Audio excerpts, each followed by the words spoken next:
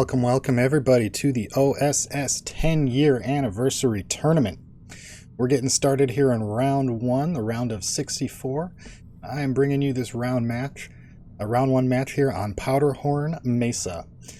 We'll go ahead and introduce our players here, spawning in as the blue Aeon player, and dropping down 3 quick land factories. It is SkyAce. And his opponent, starting off with a very quick air factory, the orange UEF player, it is Polarbearz, and he's also dropped down a land factory. So while these players start scouting each other and finishing up their opening builds here, I want to thank everyone for tuning in today. This is going to be a real fun day for us. We've got lots and lots of great matches lined up. It's going to be a long day too, so if you're here for lots of action, you are in the right spot. You can also find lots more on Night of Misfortune's stream and also on Mechanize's stream. So make sure you guys go check them out. You can find links to all of that in our Discord, of course. Meanwhile, back to this game here. Polarbearz doing a very good job of expanding here. Already getting bombers out and starting to do some bombing here. And he's got that engineer spied out as well. Some mobile AA making an appearance. This is something that's kind of newer in the meta, and we're not seeing that. We're seeing that more and more now. The old wisdom was that the ground-based AA wasn't really worth it, but we've been proven wrong on that, I think. Meanwhile, Polarbearz just finishing up his second land factory here, and he's in a nice spot. He can harass with his bombers, and doesn't really have too much to worry about at the moment. He's keeping SkyAce's units at home. So I think that engineer might get back. No, I think it's going to go down. So early pickoff for Polar here. Always a good thing to be in that position. 2 more, I think. 2 more. There's one. 1 more. Come on. Yeah, he gets it. Good on SkyAce, though, bringing that mobile AA back. And these bombers are going to be a problem. Playing defensive against an air opening is definitely risky, and it can end up costing you a lot of resources into AA. And those are resources that could otherwise be spent into, units that are actually going to kill your opponent's ACU. ACUs, well, most of the time do not fly, therefore mobile AA is pretty useless against them. So far, just tanks coming out for Polarbearz. Good assist with his engineer and an ACU there. And SkyAce is moving out. He's got some decent AA with this army. But I think with some good target fire, like right in the middle there, I think Polarbearz could probably take out all of that AA and then have free reign. SkyAce getting towards the middle of the map now. I think, yeah, Polarbearz is going to have enough to defend this. He is a little bit weaker on the ground because he's only got those 2 factories, but with his ACU as well, maybe a point defense under a factory shield, he should be just fine. Radar is one thing he doesn't have yet, though, and I'm not sure if he has quite noticed this big army. Now that he's got his bombers over the main base, he might be thinking to himself, where the heck is this army? Although it should be on engineer radar right about there, I think. So he knows it's coming now. We see him reacting here, pulling his ACU forward. A couple of MMLs in there might be a little bit of a problem for him if he's not able to push this back relatively quickly.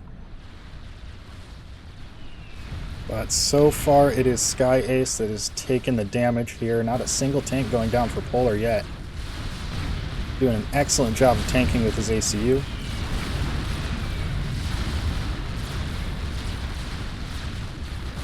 And yeah, he lost one right there, I think, but yeah, very few losses for Polarbearz there. Real easy way to turn the game, well, not turn the game into his favor, but keep it in his favor. And now he's just going to push across the map. He has turned off, no, he hasn't turned off. Still making bombers. And expanding towards the back.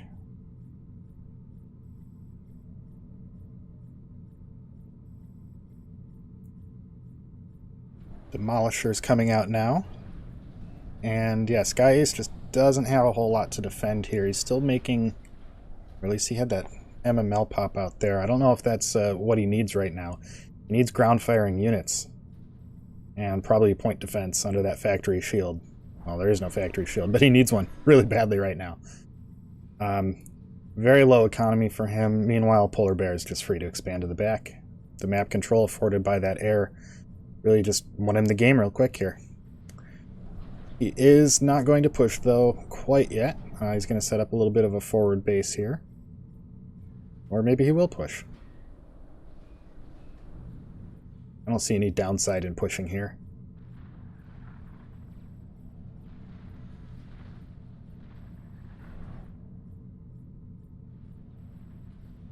Okay, Polar did build a radar. I was about to say he didn't build a radar at all, just relying on those planes. But it was a very late radar. He was using those planes for all of his intel. SkyAce doing a pretty good job of dodging these demolisher shots so far. He hasn't lost anything to them yet. And Polar's getting MMLs of his own now. SkyAce pushing his ACU forward. And, I mean, this is still a relatively small blob, so this isn't too terribly dangerous. His commander could tank quite a bit of shots from that.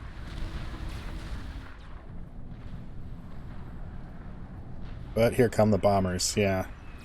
This is what I was worried about. Ooh, lots of splash damage going off, lots of those tanks way down in the red. Just one shot would finish off a lot of those. Polar now bringing his ACU in again to do a little bit of extra damage, taking out that army. Excellent focus fire here. SkyAce caught out of position with his ACU, and pretty soon those tanks are going to refocus and start taking out that ACU. And sure enough, here it is.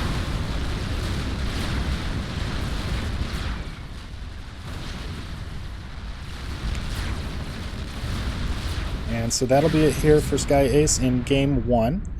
We are going to be playing a Game 2 here because this is a best of 3.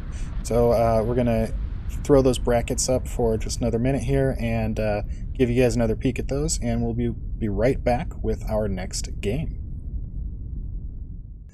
Welcome back, everybody, to our Round 1 matchup here. We'll go ahead and introduce our players right quick. Spawning down in the bottom of Coalition Shipyard, it is SkyAce. This time choosing purple for his Aeon commander, and he's going a very fast 2 air factory opener. He learned his lesson from last game, it looks like. And his opponent, spawning in as the orange UEF player once again, it is Polarbearz. He's gone for 1 very quick air factory and a research station, which I love on this map because of the long rush distance. So this is a kind of a classic matchup here. We've got 1 air research versus a...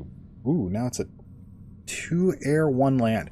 This is not a variant that we see very often, and I think it can be quite straining on the economy to go 3 factories right away, especially, well, unless you're going 3 land factories. If you throw air factories in there, it starts to get real expensive.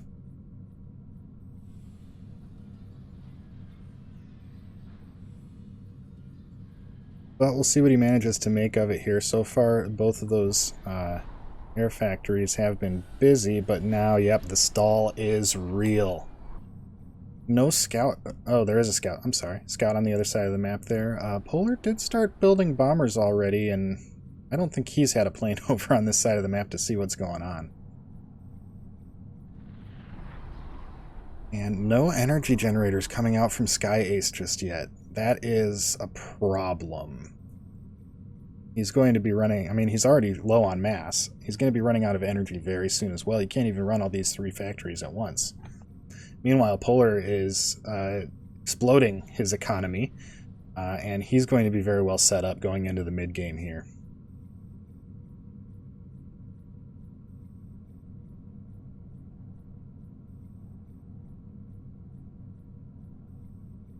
I hope you guys aren't getting those Steam overlay messages. I really should turn that off. I will try to do that in between matches here, but hopefully you guys aren't seeing them at all. So Polar just sitting back here building up his economy. He doesn't really need to do much. He's not under a whole lot of threat. This is like, I mean, it's quite a few planes, but he's got plenty to match. Because okay, yeah, you can build 2 at once, but the delay in building them because of the economy, I think it's going to start evening out now, but still nothing coming out of that land factory at all. And I think we're going to see Polar put down some forward land factories here in the front.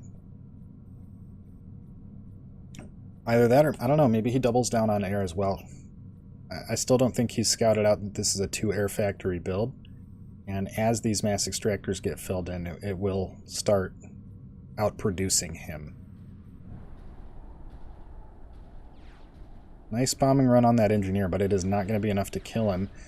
And it might be enough, though. That's an okay engagement. That's an alright engagement for SkyAce. He does have more planes here, and so he is going to probably win air for the time being. But I don't know. There's an anti-air tower that just came up here, so I don't know that he's really going to be able to make anything of that advantage at this moment. Maybe if he swings over to the right side, tries to pick off that engineer. There's not really a whole lot to protect that right now, but yeah, he's lost at least one plane there to that, you know. And of course, he lost planes during the fight. That's not what I'm talking about, though. He lost a plane on the retreat when there was nothing there that he was trying to kill. So that's the plane for nothing. And this engineer did get away. It's recharging its life, and Polar's still pretty stable, even though he has lost air. He's turned off his air factory. Meanwhile, SkyAce's land factory still has not done a single thing other than sit there. Polar now popping out the mobile anti-air there. And SkyAce really needs to be flying around a little bit better. Yeah, he gave that engineer an opportunity to get that anti-air tower up, and now that's closed off a pretty big section of the map to SkyAce. And sure enough, Polarbearz throwing down a couple of forward factories there. That radar will go down. Not a huge loss. One plane for a radar, though. Good trade.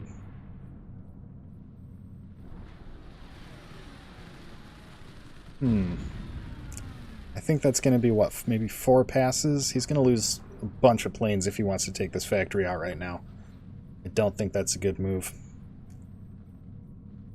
The radar was a good trade. I don't think that's going to be a good trade. We do finally see some energy generators being built. Oh, that's got to suck. We're getting your energy. Oh yeah, that shield is going to seal the deal here. Yeah, SkyAce knows he's got to get out of there. And again, Polar is really just pretty stable. He's sitting back. You know, if you're going to play defensive anti-air strategy, this is the way to do it. Just make sure that you've got a really good economy and that you've got good static defense.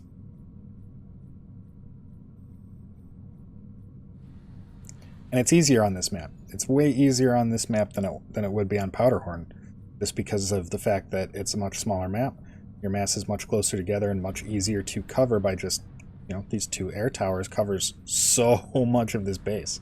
All around the flanks, and then tower on the factory under the shield gets a lot of work done as well. So yeah, that air advantage, I mean, it's still there, but the more planes he loses, SkyAce loses, that is, the harder it is going to be for him to actually make something of that air advantage. And oh, P shields, okay. For a second I thought that was sharpshooter. And I was like, there's no TML here, why are you building that? But no, we've got P shields, which I'm honestly a little puzzled by. P shields, it takes a whole lot of P shields to be effective. Just a few of them really don't do much. And Polar still doesn't really have anything that shoots down other than these 2 MMLs. Alright, well now that SkyAce's economy is starting to catch up, he can pump out those planes at a pretty good clip here. And now he's got enough to take out that air tower, and it looks like that engineer is in trouble as well. Rebuilding on the wreck, beautiful. Oh, it's going to be so close. I think he finishes it. Oh, just barely didn't. Look at that. Oh, less than 100 hit points to go on it. Oh, man. That's painful. Polar's finally scouting with his last remaining bomber here. He needs to get an engineer over there to fix that. Get that finished. I mean, the mobile AA is great, but this is just like 200 mass that's just sitting there. Alright, Polar is pushing into the middle with his commander, a few tanks, and a bunch of P-shields, a few MMLs. So I think this is what he needs to be doing right now. This is a perfect move, perfect time to push when your opponent's been throwing away air for really not much of a gain. And yeah, I think setting up a forward base here is a really good idea. You see a radar going down. Probably going to push forward a little bit more before he sets up a secondary base, just like he did in the last match, or the last game rather. Oh, yep. Okay, so there's a tower going down. I expected to see a factory first, but tower works really well here as well. Polar doing an excellent job of spreading AA out around his base, and yeah, that's enough P shields that the air is just not going to get through right now. Just like, I mean, it was only a minute and 30 seconds ago, was it, that I said, oh man, just a few P-shields doesn't do much. Look how many he's managed to pump out in that time. He's really just, he's barely making any tanks at all, is Polar. More factories going down here for SkyAce. One air, one land. I don't know if I like that. I mean, splitting your attention so much at this point when there's P-shields out, the air's not going to do as much. I would like to see just a straight land style here with some MMLs to knock down those shields. I think that would be the better response to what Polar's doing. Polar's got a very, very secure position here in the middle. He's got excellent production going at home. His economy is very stable and ranking up. So, yeah, he's in a very good spot in this game. SkyAce is going to have a real hard time getting through all those shields. This factory looks pretty perfectly placed to send its own TML shots out. Another mass extractor picked off, and these two mass extractors in the front, SkyAce hasn't touched them at all. So his economy has been quite behind all game long. Now we did just see him throw down a bunch of factories in rapid succession here, so I think he might have been floating some resources there. Big bombing run coming in. Can it manage to penetrate the shields, find any damage? A number of the shields do go down, but not enough of them. Plenty of shields stay up, and I already see some popping back up from the first of those bombers. Lots of anti-air here. No shields, no flares, so this air is just not going to be very effective at the moment. And SkyAce continuing to try to push this back. He's doing okay. He's pushed the army back to the forward base here. But again, he just does not have enough to punch through these shields. Now, Polarbearz doesn't have a whole lot of tanks here either, so he's going to need to be very aggressive with his ACU, I think. He's pushing this hard. He's even pushing those shields so far forward that they are covering the enemy units and not doing any good for protection. Finally does regroup. And that's a lot of tanks in the red there.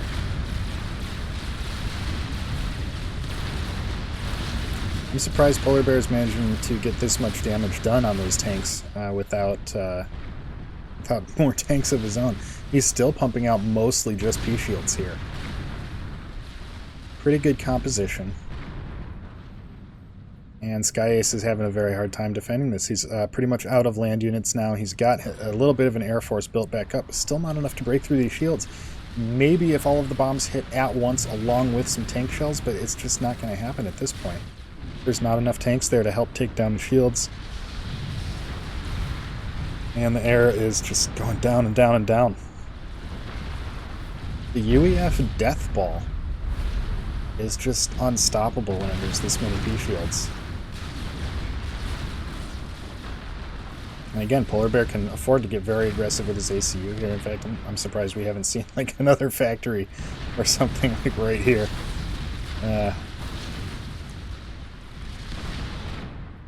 SkyAce fighting for dear life here. Ooh, Overcharge comes in, takes down that factory. SkyAce calls GG. And that will be the end of this round 1 match. So Polarbearz taking it 2-0.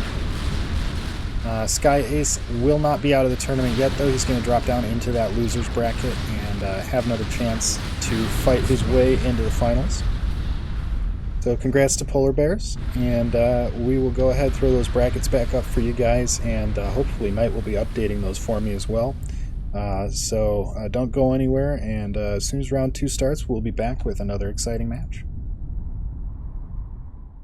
If you're still watching, give a thumbs up to this video. If you liked the video, leave a comment. If you loved the video, please subscribe. And if you are blown away by it, check out my Patreon page. This has been Nite. Take care and peace out.